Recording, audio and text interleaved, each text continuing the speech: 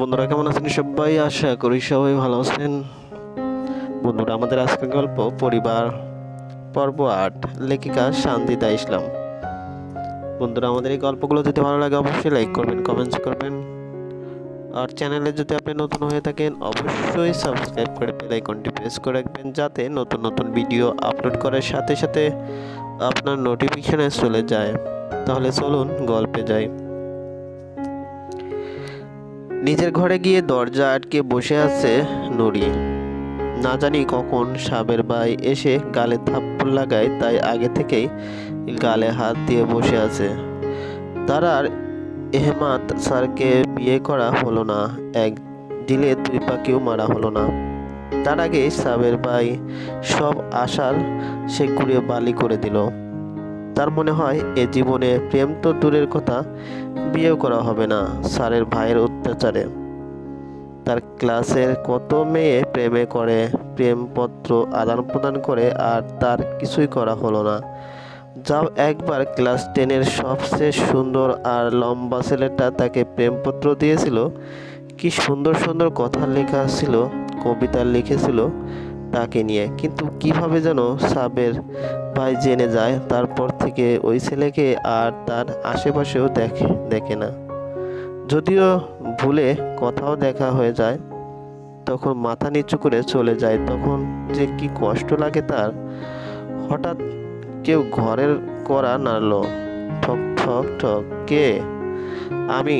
সাবেরের গলার আওয়াজ শুনে নুরির আত্মা শুকিয়ে গেল। না না না, সে কিছুতেই দরজা খুলবে না।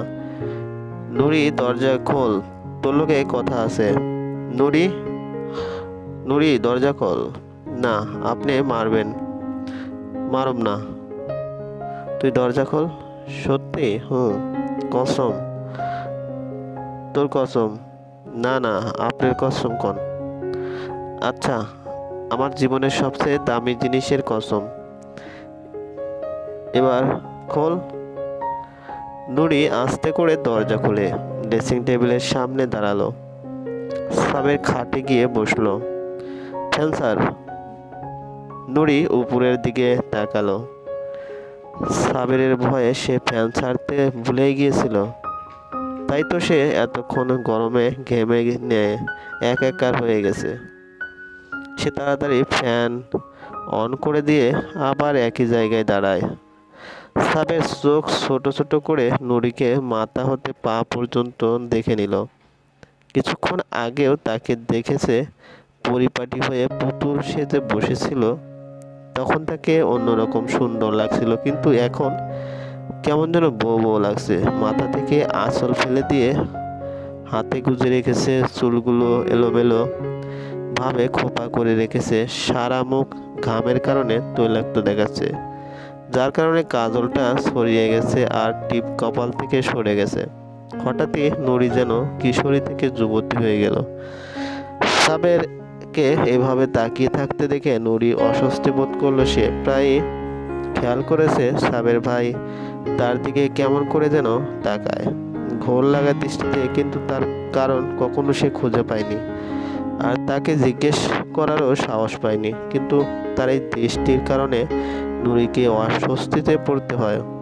সাবের নুরিকে ইশারায় তার কাছে বসতে বলল। নুরি ছোট ছোট পায়ে তার দিকে এগিয়ে গেল। সাবের তাকে টেনে বিছানায় বসালো, তারপর তার কপালে হাত দিয়ে টিপ খুলতে নিলেই নুরি চিৎকার দিয়ে বলে ওঠে, আপনি কসম কাটছেন? আমারে মারবেন না। তাইলে এখন মারেন কেন? আমারে মারবেন না, আমার কোনো দোষ নাই, আমি সাজতে চাই নাই, আম্মাই সাজাইয়া দিছে। আমি মানা করছিলাম, আমার কথা শোনে নাই। আমি আর সাজবো না, আর জীবনেও শাড়ি পরবো না। আপনার কসম? নানা, আমার কসম। তাও আপনি আমার মাইরেন না। মন নুরি আরো কিছু বলতে চাইছিল, কিন্তু সাবের হাত দিয়ে তার মুখ বন্ধ করে দিল। চুপ, একদম চুপ।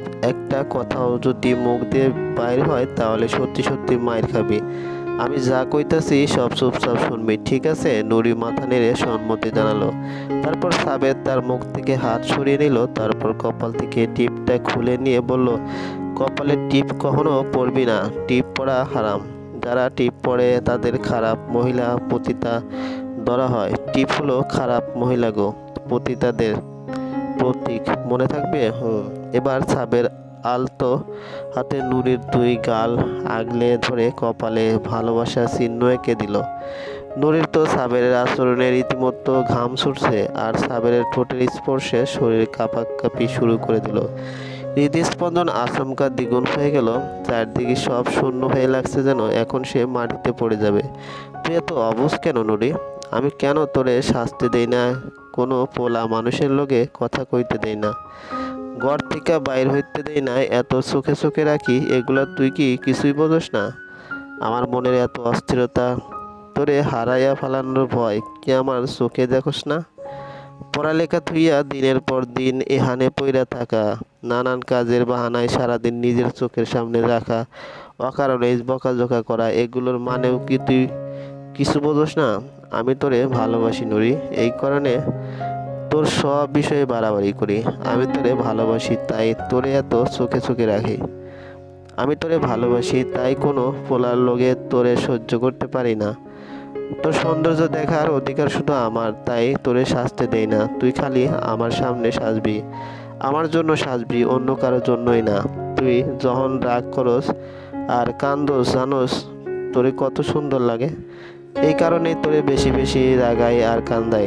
নুরির মনে হলো তার দুই কান ঝাঁঝরা হয়ে যাচ্ছে, কান গরম হয়ে ধোঁয়া বের হচ্ছে, তার শরীর আড়ষ্ট হয়ে যাচ্ছে।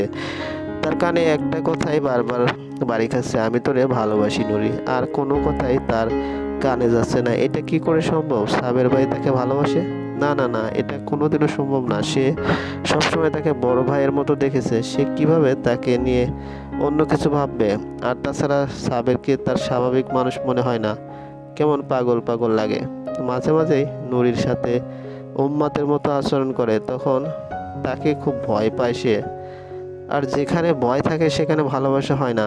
নুরি এখনো তাকিয়ে আছে সাবেরের দিকে। সে চোখ মুখ শক্ত করে আরো কি কি যেন বলছে। তুই আমার, অন্য কারো না। তোর ভালো মন্দ সব কিছুই আমার। এটা কোনোদিনও সম্ভব না সাবের ভাই। আপনি এগুলো কি কইতাছেন? আপনার মাথা ঠিক আছে? আমি আপনার কোনোদিনও ওই চোখে দেখি নাই। আপনারে আমি আমার বড় ভাইয়ের মতন মনে করি। তো এখন দেখা জামাইয়ের মতো মনে করবি, সমস্যা কই? আমি তো আর তোর আপন ভাই না, আর আমি তোর কোনোদিনও বইন বইলা মনে করি নাই। এটা হয় না সাবের ভাই। আমি আব্বা আমারে কষ্ট দিতে পারব না, আর না কোনোদিন আপনারে ভালোবাসতে পারবো। আপনার দেখলে আমার রাগ লাগে, ভয় লাগে। আমারে আপনি ভুলে যান।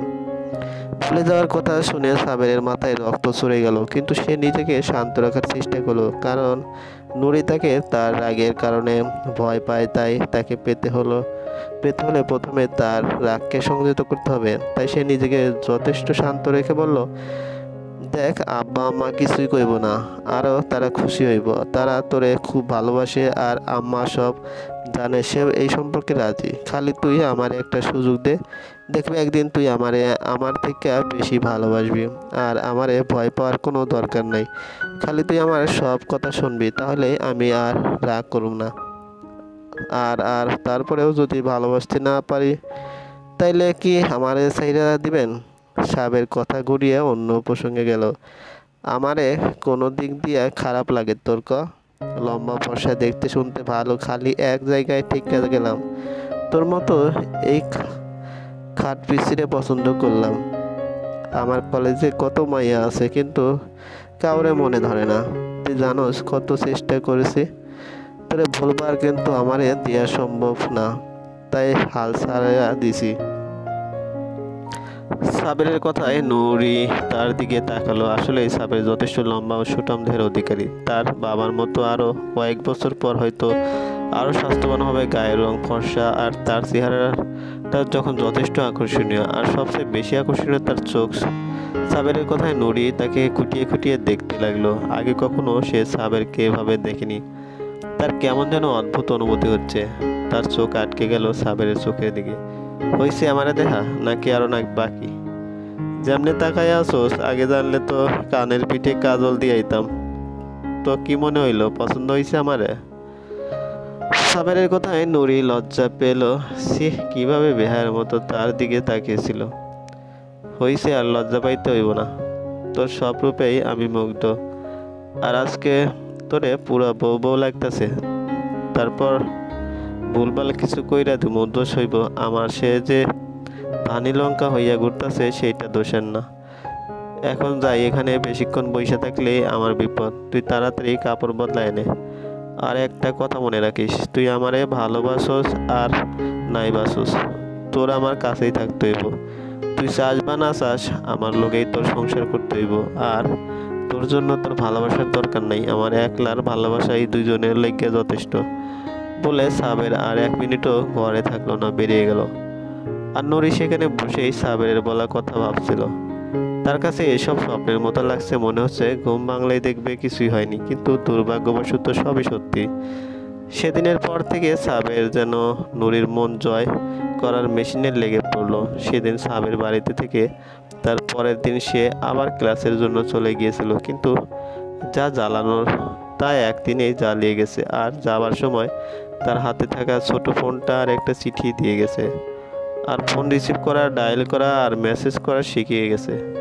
আর ভালো করে শাসিয়ে গেছে যেন একমাত্র তার ফোন এলে রিসিভ করে আর তার সাথেই কথা বলে। আর ফোন যেন সবার থেকে লুকিয়ে রাখিয়ে ফোন দেওয়ার সাথে সাথে যেন রিসিভ করে মোবাইল সব সময় সাথে সাথে রাখে, যে কোনো প্রয়োজনে যেন ফোন দেয়। আর মা যদি আবার সম্বন্ধ আনে তাকে যেন ফোন দেয়। ফোন না দিলে দরকার পড়লে শ্বশুর বাড়ি থেকে উঠিয়ে আনবে, যা তার জন্য মোটেও ভালো হবে না।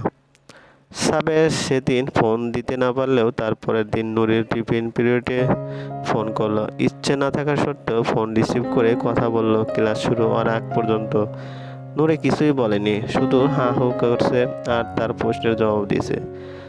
সাবের পরবর্তীতে আবার কখন ফোন দিবে তা জানিয়ে ফোন রেখে দেয়। এভাবে শুরু হয় তাদের ফোন আলাপ। এরপর থেকে সাবের বিভিন্ন সময়ে নুরিকে ফোন দিতে তাদের বেশি কথা হতো রাতে সবাই ঘুমিয়ে যাওয়ার পর। প্রথম প্রথম নুরির সাবেরের ব্যবহার আর কথাবার্তা হজম করতে না পারলেও আস্তে আস্তে তা অভ্যাসে পরিণত হয়। আর সারাদিন অপেক্ষায় থাকে সাবেরের ফোনের জন্য। এমনি এমনি 20 দিন কেটে যায়, আবার সাবেরের বাড়ি আসার সময় হয়ে যায়। নুরিক নিজের মধ্যে কিছু পরিবর্তন লক্ষ্য করলো। অন্যান্য সময় হলে সাবেরের আসার কথা শুনে বিরক্ত হলেও এবার কেমন জানি লজ্জা লজ্জা লাগছে, মনের মধ্যে অদ্ভুত অনুভূতি হচ্ছে। সে কি করে সাবেরের সামনে যাবে তা নিয়ে সে বেশ চিন্তিত হয়ে পড়ল। সাবের বাড়িতে পৌঁছালো দুপুর নাগাদ। এসে হাত মুখ ধুয়ে দুপুরে খাবার খেলো, কিন্তু এ সময়টুকুর মধ্যে তার প্রিয়তমাকে দেখলো না। রাবেয়াকে জিজ্ঞেস করতেও লজ্জা লাগছে, তাই ফোন দিল, কিন্তু ফোনও ধরছে না। এদিকে সে তাকে দেখার জন্য অস্থির হয়ে আছে আর সে লুকোচুরি খেলছে। একবার সামনে পেলে লুকোচুরি খেলার মজা বুঝিয়ে দেবে। নুরিকে পাওয়া গেল সন্ধ্যার পর তার ঘরে পড়তে বসেছে। সাবের চুপ করে তার পেছনে গিয়ে দাঁড়ালো। ঘাড়ে কারো গরম নিঃশ্বাস পড়তেই নুরি ভয়ে চিৎকার দিয়ে উঠল। সঙ্গে সঙ্গে সাবের তার মুখ চেপে ধরল। আরে আমি সাবের, সবসময় কিছু না দেখাই চিৎকার করস কেন? সাবেরের কণ্ঠ শুনে স্বস্তি নিঃশ্বাস ফেলল। সে তো ভূত ভেবে ভয় পেয়েছিল। এবার সে মুখ থেকে সাবেরের হাতটা সরিয়ে তার দিকে ফিরল। এমন ভূতের মতো পিছনে আইয়া দাঁড়াইয়া থাকলে তো ভয় পায় মুই। এছাড়া আর কি উপায় রাখোস? আসার পর থেকে একবারও দেখলাম না এমন পালায়া পালায়া থাকতেছিস কে? ক ক ক ক পালাইতাছি? আমি তো বাড়িতেই নুরি, ভালোবাসি। এ কথাটা সাবের মনে হয় দিনে 100 বার বলে, আর প্রত্যেকবারই তার কাছে আলাদা অনুভব হয়। নুরি লজ্জায় চোখ নামিয়ে নিল। চল। নুরি চমকে তাকালো। কই? গুইরাহি, এই সন্ধ্যাবেলায় আমি যাইতে পারব না। আপনার শখ জাগলে আপনি যান, আমার পড়া আছে। সেদিন সবে নুরির কথা শুনিনি, এক প্রকার জোর করেই নুরিকে সাথে নিয়ে ঘুরতে যায়। তারপর রাতের খাবারের আগে বাড়ি ফিরে অবশ্য মা কিছু বলেনি, শুধু আর চোখে তাকিয়েছে একবার নুরির দিকে। তাতে নুরির জান যায় যায় অবস্থা। এভাবেই দিন যত যেতে লাগলো, সাবেরের পাগলামি আস্তে আস্তে বাড়তে লাগলো। যে কয়দিন বাড়িতে থাকে সারাদিন নুরির সঙ্গে সঙ্গে থাকে, প্রতিদিন বিকেলে ঘুরতে যায়। রাতে বেশিরভাগ সময় ফোন আলাপ। আর হোস্টেলে চলে গেলে নুরি তার আসার অপেক্ষায় থাকে, সময় আর সুযোগ পেলেই ফোন করে। নূরের কিশোরীর মন আর কতদিন নিজেকে আটকে রাখবে। একসময় সেও ভালোবেসে ফেললো সাবেরকে, কিন্তু বলার মতো সাহস পাচ্ছে না। তার প্রচুর লজ্জা লাগছে। আজকাল যেন তার লজ্জা পরিমাণ বেড়ে গেছে। সাবেরের কথা মনে পড়তেই তার কেমন যেন লজ্জা লাগে, হৃদস্পন্দন বেড়ে যায়। তার সাথে একটু কথা বলার জন্য মনটা সব সময় ফোনে পড়ে থাকে। তার মুখে ভালোবাসি শব্দটা শুনলে মনে এক শীতল হাওয়া বয়ে যায়। এর মধ্যেই হলো আরেক সমস্যা। চলবে বন্ধুরা, আমাদের এই গল্পগুলো যদি আপনাদের কাছে ভালো লাগে অবশ্যই লাইক করবেন, কমেন্টস করবেন, আর আমাদের চ্যানেলে যদি আপনি নতুন হয়ে থাকেন অবশ্যই সাবস্ক্রাইব করে বেল আইকনটি প্রেস করে দেবেন। ধন্যবাদ, ভালো থাকবেন।